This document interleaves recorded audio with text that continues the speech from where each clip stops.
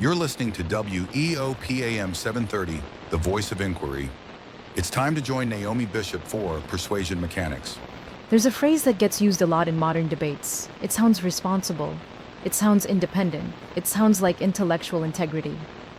Do your own research. At face value, it's hard to argue with. Curiosity is healthy.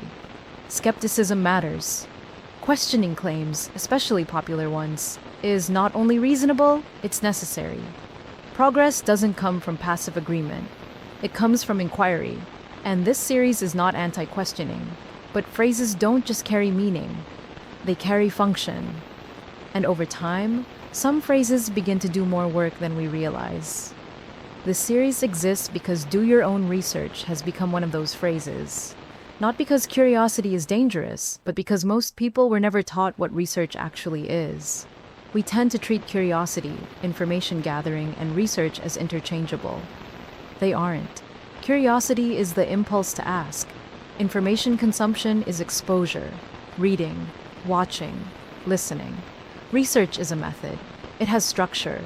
It has constraints. It has rules about evidence, verification, and falsifiability. When those distinctions blur, confidence can begin to masquerade as understanding. Familiarity can replace verification, and repetition can feel like confirmation. Flat Earth didn't invent this problem. It simply makes it easier to see. Because when claims sit far outside institutional consensus, the phrase, "do your own research," often appears not as guidance, but as insulation, not as a starting point, but as a stopping point. Over time, the phrase begins to function less like advice and more like a signal, a conversational shield, a way to shift the burden of proof, a shortcut that bypasses method while preserving the appearance of rigor. That doesn't mean the phrase is always malicious, often it isn't, but intent doesn't determine function, and function is what matters.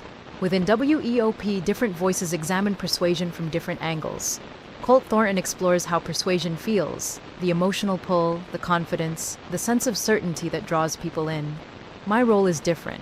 I'm here to look at how persuasion works, how language redirects inquiry, how authority gets inverted, how method quietly disappears while certainty grows louder.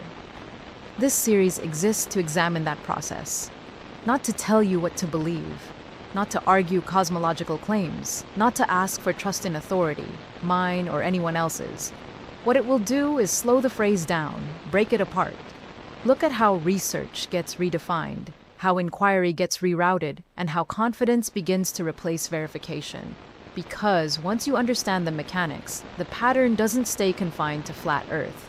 It appears in health claims, political movements, financial advice, online gurus, anywhere certainty outruns method.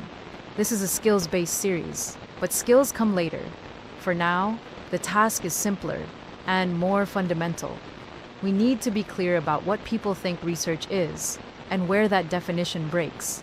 Because before we can evaluate claims, we have to understand the process we're using to evaluate them. That's where this series begins. You won't be told what conclusions to reach, but you will be given a clearer way to examine claims, especially the ones you're inclined to agree with. Because the moment someone tells you to do your own research, the first thing that disappears is a shared understanding of what research even means. And that's the problem we take up first.